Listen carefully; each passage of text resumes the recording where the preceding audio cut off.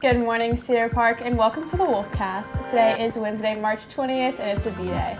On today's show, catch a spotlight on this year's DECA ICDC finalists and their accomplishments. And get the latest on a new 6-lane road coming to Cedar Park in this morning's brief. Plus an all-new pack chat and catch a fresh pet of the week. Turn it up because the Wolfcast starts now.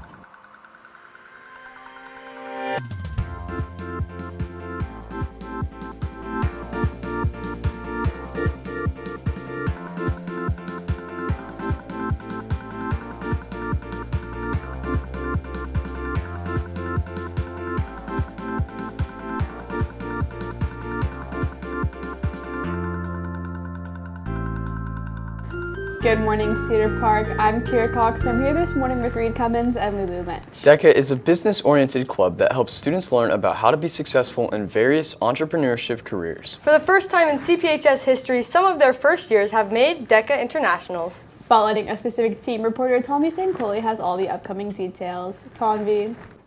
Thanks, Kira. This team has worked hard all year to prepare for this competition, so why don't we go ahead and take a look. DECA's elite competition, ICDC, or the International Career Development Conference, is an event every DECA competitor dreams to attend.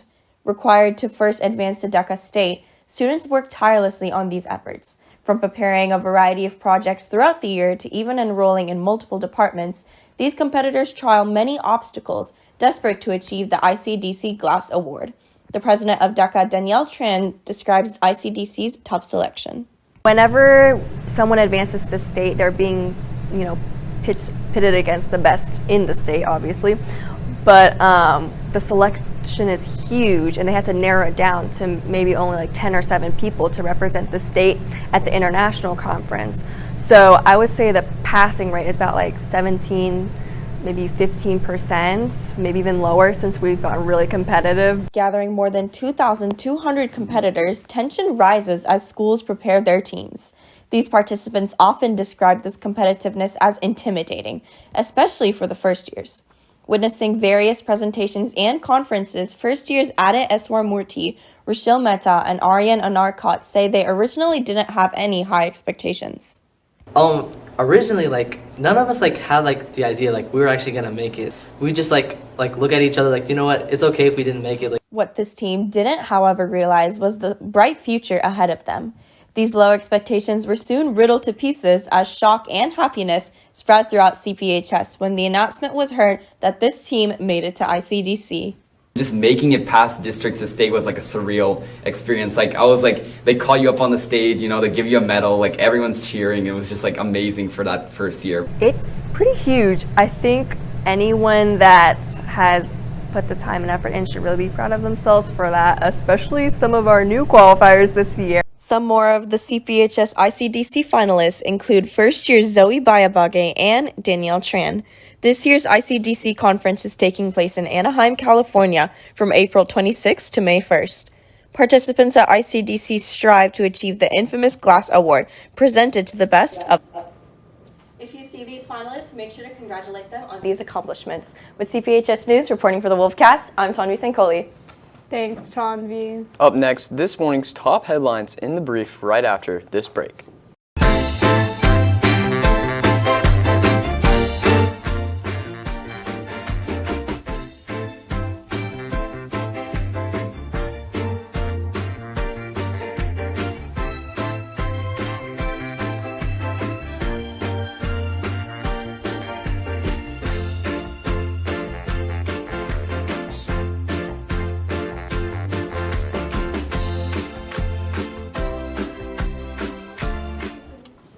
Good morning, Cedar Park, and welcome to the brief.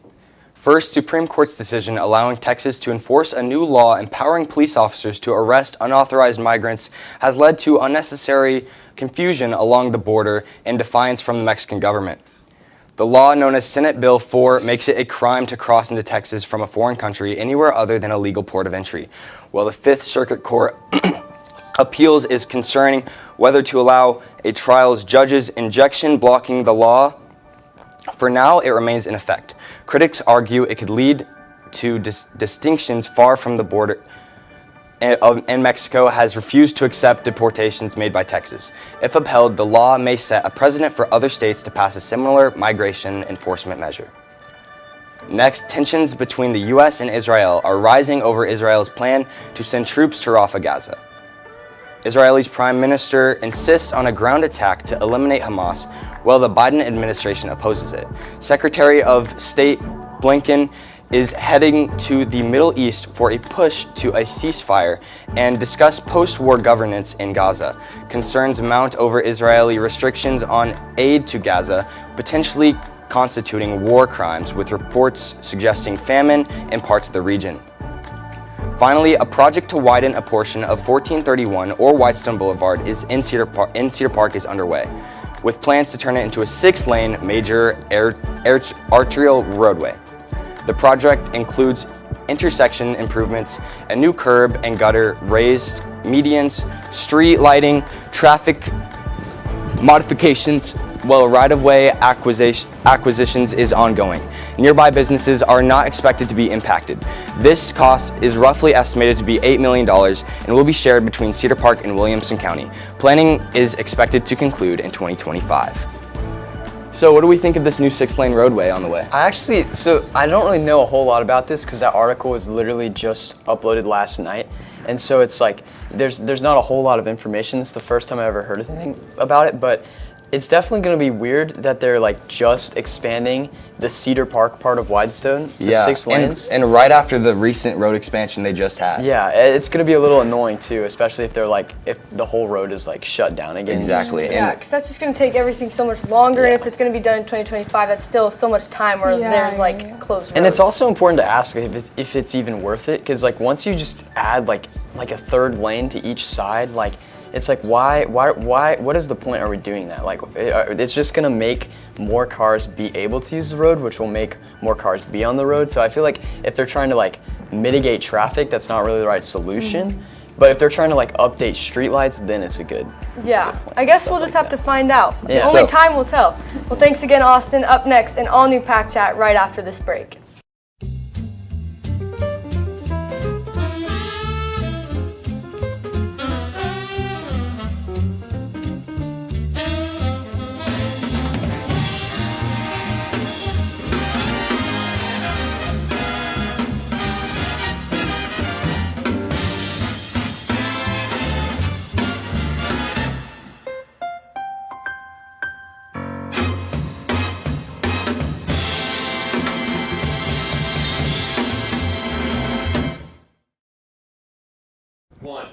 Welcome back to the Pack Chat, our Student Voice Opinion segment. I'm your host, Millie Suarez, joined by co-hosts Austin Macborski, Molly Pinkerton, and guest Tommy Sunkoli as we discuss this week's most trending topics. Let's get started.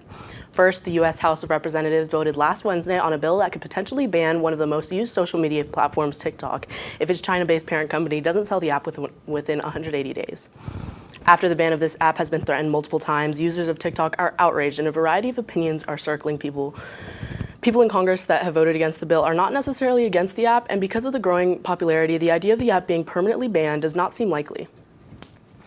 So, what are y'all's TikTok ban predictions? I don't think TikTok is gonna end up getting banned because it's only gonna get like banned if like someone from the if the U.S. doesn't buy it off of China, and also and then it just like wouldn't be allowed exactly, to be used. Be but like that sucks. And I hate when people say like, oh, I could just use Instagram Reels. It's not the same. I hate Instagram Reels. I want wholesome videos. I actually really like Instagram Reels. Me too. But it's like all I think and they're really some stuff. Yeah. Well, sometimes it's just some funny videos. I don't know. I just don't use Instagram like TikTok's that. TikTok is my app. Like Instagram Reels, like they can be wholesome, but also they can be funny. But like TikTok is just like there's no in between. I love TikTok. So the one thing I don't like about Instagram Reels is the fact that it says like liked by like Tanvi or like liked by somebody, and then I get scared because someone's gonna see me like a really bad reel or something. And I'm like, about the ban, I'm gonna have to agree with you, Molly. I don't think it's going anywhere. Exactly. This TikTok ban has been brought up so many times over the years. Years. Like the past. It just seems to be getting more serious each time. year, honestly. it's always like, oh, like TikTok's but they had banned. to like vote on the bill, so that seems more serious Yeah, than but just it like the has to threat go, of. It went to the True. Congress, and now it has And to the go to music the has Senate. gotten removed on Hello. it. Oh yeah, It so has many to go to sounds the of mine Senate, got and removed. then it has to go to like it has to like keep going until it gets like actually banned. Yeah, Or, true. like, There's a lot the more bill steps. passes. So if there is, we have at least like 180 Exactly. days at most. Yeah. Yeah. So next up, BMW will begin to utilize AI humanoid robots to aid with unsafe or tedious tasks during the manufacturing process. The company they signed an agreement with figures AI will be pointing BMW in the right direction while going through the first phase. BMW will start using the robots in Spartanburg, South Carolina.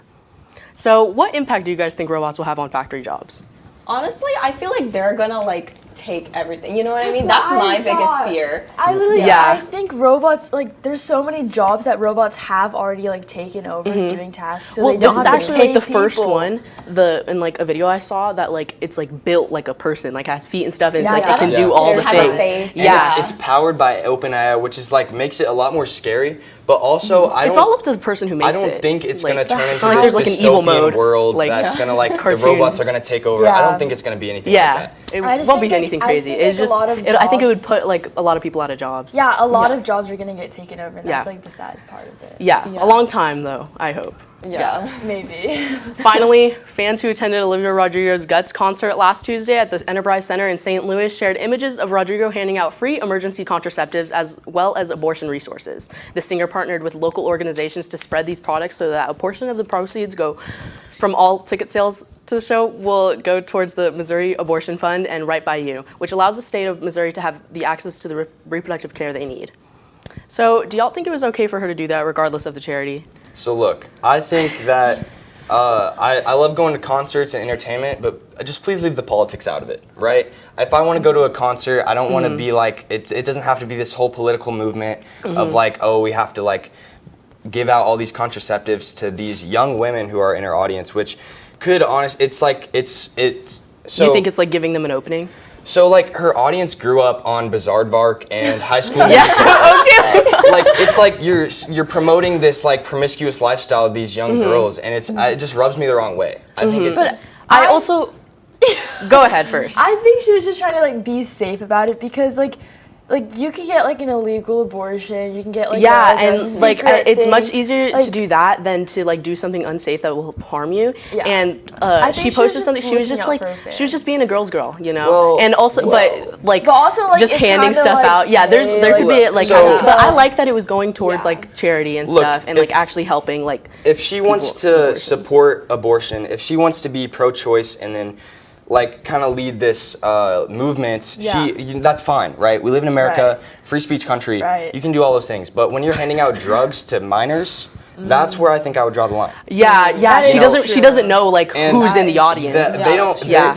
She doesn't. All she talks about is, oh yeah, these women's rights, all this women's stuff. But she doesn't educate these women about what these Right. pills can do to your body. So like, Well, that's also up to the user.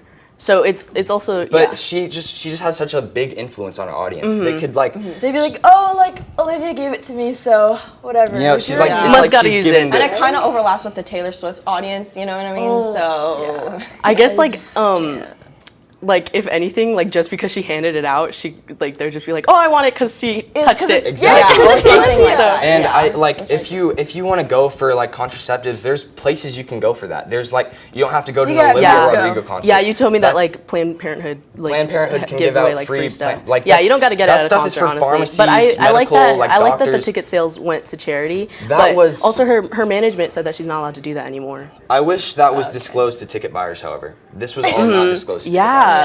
Yeah, that's a good point to make. yeah. All right, and that's all for today. But remember, T-Wolf Pack, there's always time to chat. We'll be right back after this break.